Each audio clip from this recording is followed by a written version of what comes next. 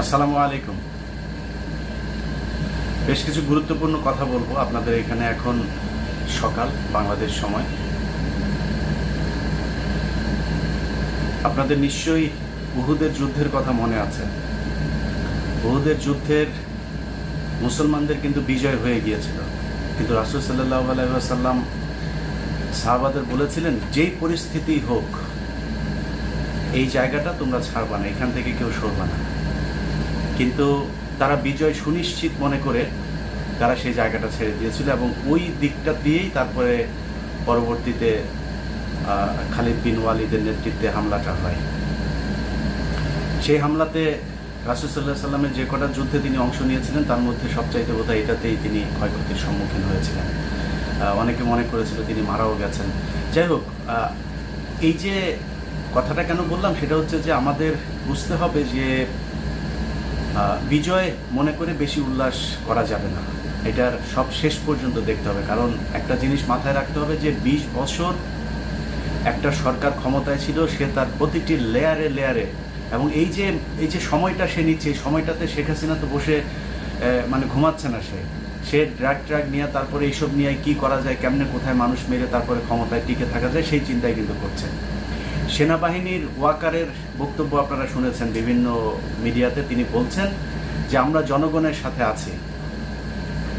এই সেনাবাহিনী এটা সোনাবাহিনী। এই সোনাবাহিনীর আকার যদি সরায় আবার সেনাবাহিনী করতে হয়, এত সহজে সম্ভব না। 25শে ফেব্রুয়ারির সে হত্যাকাণ্ডের পরে অনেকগুলো ঘটনা, অনেকগুলো এই মোকাবেলা করে তারপরে শেখ হাসিনা আজকের এই সেনাবাহিনী তৈরি করেছে। শুধু তাদেরকে এত বিশ্বাস করার কিছু নাই।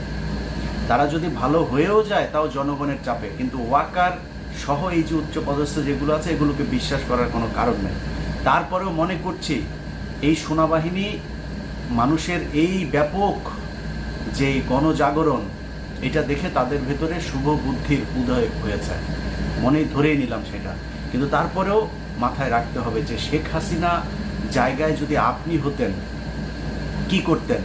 এই গত 20 বছরে যে জুলুম, নির্যাতন, দুর্নীতি, লুটপাট করেছে, সেটা তো সে ক্ষমতা থেকে যাওয়ার সাথে সাথে সব কিছু উন্মোচন হয়ে যাবে। আর তার জীবন দশায় তো আর ক্ষমতায় আসার কোনো সুযোগ নাই। সে যতক্ষণ পারে এটাকে লিঙ্গার করে তারপরে ক্ষমতায় টিকে থাকার চেষ্টা করবে। এটা খুবই স্বাভাবিক একটা বিষয়। আমার কাছে যতটুকু তথ্য আছে, আগামীকালকে ছাত্রলীগ, যুবলীগ, শেখ মুজিব আর শেখ হাসিনার ঘর্ষণে পয়দা যে লীগ আছে, এই লীগ এরা প্রচণ্ড আক্রমণাত্মক হতে পারে। আমি আবারও বলছি, হতে পারে। তাদের মোকাবেলা করার জন্য যতটুকু প্রয়োজন ততটুকু আপনাদেরকে প্রস্তুতি নিয়ে যেতে হবে। শেখ হাসিনা পুলিশ, সেনাবাহিনী, বিজিবি সবার কাছে সহায়তা পেয়ে যখন একদম নেকেডভাবে তাদের সহায়তা না পাচ্ছে, তখন শেখ হাসিনা তার যে সন্ত্রাসী বাহিনী সে তৈরি করেছে এত বছর ধরে, সেই সন্ত্রাসী বাহিনীর সহায়তা চেয়েছে। যে কারণে আপনারা দেখেছেন বিভিন্ন জেলাতে কিন্তু গত রাত থেকেই তারা কিছুটা ভায়োলেন্ট হতে শুরু করেছে, এবং আগামীকালকে তারা কতটুকু করবে সেটা আমরা এখনো জানি না। যারা বিজয়ের চিন্তা করে তারপরে কে কোন মন্ত্রণালয়ে নিবে সেটা নিয়ে চিন্তা ভাবনা শুরু করে দিয়েছেন, সেটা নিয়ে চিন্তা করার সময় এখন না। শেখ হাসিনাকে আগে ক্ষমতা থেকে সরাইতে হবে, এটা নিশ্চিত হবার পরে তারপরে বাংলাদেশে কে ক্ষমতায় আসবে, কে কতটুকু কি করবে সেটা পরের বিষয়। এটা নিয়ে আলাপ করার সময় এখনো পর্যন্ত আসে নাই। এখন আপনাদেরকে ভয় দেখায় লাভ নাই, কিছু কথা বলি। দেশে আপনারা আছেন, আমার চাইতে ভালো জানেন পরিস্থিতিটা কি, সেটা বুঝতেই পারছেন। ছাত্রলীগ, যুবলীগ চেষ্টা করলেই তারপরে তারা আগের মতো এসে মারধর শুরু করে দিবে, এটা মনে হয় সম্ভব না। আওয়ামী লীগের অনেক নেতা আপনারা দেখেছেন, সেগুলো কতটুকু সত্য মিথ্যা সেটা জানি না, বিমানে ওঠার ছবিও আপনারা দেখছেন।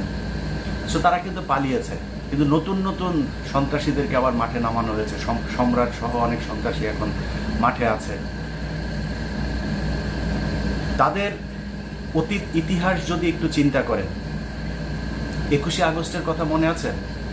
এই আওয়ামী লীগ, এই যুবলীগ যারা এখন কথায় কথায় 1 মিনিটে নাকি সারা বাংলাদেশ ঠান্ডা করে দিবে, শুধু ছাত্রলীগই নাকি যথেষ্ট এই আন্দোলনকারীদের ঘরে পাঠানোর জন্য, এরকম বয়ান যারা দিয়েছে, এই বয়ানেরা কিন্তু 21শে আগস্টেও ছিল।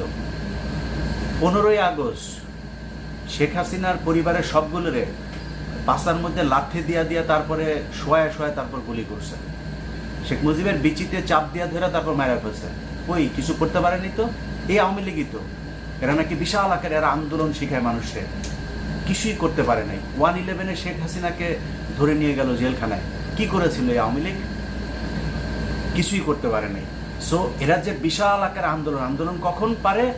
যখন পুলিশ তাদের পেছনে থাকে। আমি যতটুকু আমার কাছে তথ্য আছে আমি আপনাদেরকে কথা দিচ্ছি, পুলিশ নিউট্রাল ভূমিকায় থাকবে। স্টিল আবারও বলি, শেখ হাসিনার যেমন কোনো রাস্তা নাই এখান থেকে বের হওয়ার, তেমন কিছু পুলিশ, সেনাবাহিনী, তারপরে এই সাংবাদিক, রাজনীতিবিদ কিছু আছে এখন পর্যন্ত, যাদের কিন্তু তাদের ভাগ্যটা তারা শেখ হাসিনার সাথে সীমাবদ্ধ করেছে, তার সাথে বেঁধে ফেলেছে। শেখ হাসিনার যা পরিণতি হবে তাদের পরিণতি সেটাই হবে। সো তারাও চাবে, শেখ হাসিনা যদি ক্ষমতায় থাকতে নাও চায়, বলবে ম্যাডাম আপনি থাকেন, আপনি চলে গেলে আমাদের কি হবে? সো তারা কিন্তু কিছুটা আক্রমণাত্মক থাকতে পারে, এটা অস্বীকার করার কিছু নাই। কিন্তু যদি মেজরিটির কথা চিন্তা করি, পুলিশ, সেনাবাহিনী, বিজেপি, তারা কালকে আগের মতো আচরণ করবে না। সো এই যারা বলে যে বিশাল আকারে তাদের প্রভাব, বিশাল ক্ষমতাশালী তারা, পিছনে যদি পুলিশ না থাকে তাহলে দেখবেন যে কিভাবে দৌড়ায় এরা। এদের কুকুরের মতো যেভাবে এরা আচরণ করে, এদের সাথে ওই আচরণ করতে হবে। বেশি মানবিক হওয়া যাবে না। যুদ্ধের সময় যদি আপনি চিন্তা করেন আমি মানবিক হয়ে থাকবো, নো, এটা সম্ভব না। ওরা যা করে ওদের সাথে সেইটাই করতে হবে। সো সেটা করার জন্য কি করতে হবে?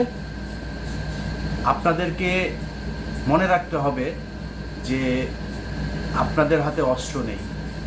সো এদের সামনে দাঁড়িয়ে যদি আপনাকে যুদ্ধ করতে হয়, যতটুকু প্রয়োজন, আমি ঢাকা শহরের প্রতিটা মানুষকে বলবো, গতকালকে কুমিল্লার কিছু ভিডিও দেখে খুব খারাপ লেগেছে। সেখানে এই ছাত্ররা বিভিন্ন বাড়িতে ঢুকতে চাচ্ছে, তারা ঢুকতে দেয় নাই, তাদেরকে সেখানে কোপানো হয়েছে। প্রায় 12 জন কালকে কুমিল্লাতে মারা গিয়েছে। সো এটা যেন ঢাকাতে না হয়। আপনাদের ঘরে লাঠি, সোটা, যার যা আছে, যদি এরকম কোনো পরিস্থিতি দেখেন ছাত্ররা আপনার বাড়ির নিচে গ্যাদারিং করছে, তাদেরকে সেগুলো জানলা দিয়ে ছুঁড়ে ফেলেন, তাদের হাতে দিয়ে দেন সেগুলো। আপনারা আপনাদের বাড়িতে এগুলো গুছিয়ে রাখেন, কারণ তারা তো এটা হাতে করে নিয়ে আসতে পারবে না হয়তো। সো আপনারা আপনাদের বাড়িতে রাখেন, তাদেরকে সেই সহায়তা করেন। যা যা প্রয়োজন, মেয়েরা যারা এখানে থাকবে তাদের হাতে ছোট ছোট জিনিস রাখতে হবে। এগুলিরে পাবেন, আস্তে করে চিপাই নিয়ে তারপরে কাইটা হারুনের মতো ছোট বানাই দেবেন। সো এটা আপনাদের মাথায় রাখতে হবে। এদের সাথে আপনাকে যুদ্ধ করতে হবে। সো যুদ্ধের ময়দানে গেলে কি কি লাগবে, কি প্রয়োজন, সেটা আপনাদেরকে নিয়ে যাইতে হবে। এখন এই যে বক্তব্য এতক্ষণ যা বললাম, এটাতে ধরেন আওয়ামী লীগের অনেক মানুষজন আছে, ভাই তুই দেশে আয়, এটাই গত 15 বছর ধরে কিন্তু শুনছি যে তুই দেশে আয়। এটা তোর বাপ নাকি জাতির পিতা? ও এর মাঝখানে বলে নেই, আন্দোলন সারা বাংলাদেশে ওই এই যে কি বলে ওইটার নাম কি ছিল, সোনাতলিতে যায়, তারপরে সোনাগাছিতে যায় যে ফলে আসছিল না, সোনাগাছি না রে, নারায়ণগঞ্জের ওইটার নাম কি, টানবাজারে চশমা ফেলা আসছিল না শেখ মুজিব। এই শেখ মুজিবের ওই সময়ে তাকে বারবার বলা হয়েছিল যে আপনি একটু স্বাধীনতার ঘোষণা দিয়া যান, সে দেয় নাই। সে ওই আর্মির সাথে করে তারপরে 9 মাস ওইখানে যা হানিমুন করে আসছে। তো হানিমুন করে আসা সে জাতির পিতা হয়ে গেল। তোর বাপ যুদ্ধ করছিল? তোর একটা বাপেরা যুদ্ধ করছিল? তোর বালের 4 নেতা নাকি? তোর 4 নেতারা যুদ্ধ করছিল? কে যুদ্ধ করছিল? কেউ যুদ্ধ করে না। তাও তোর বাপ নাকি জাতির পিতা? তোর বাপ যদি জাতির পিতা হয়, আমি তো জাতির দাদারে। তোর বাপেরও বাপ, তোর বাপ তো কিছুই করে না। আমরা তো তাও প্রকাশ্যে কথা বলছি। আমরা বাংলাদেশের এখন স্বাধীন বাংলা বেতার কেন্দ্র।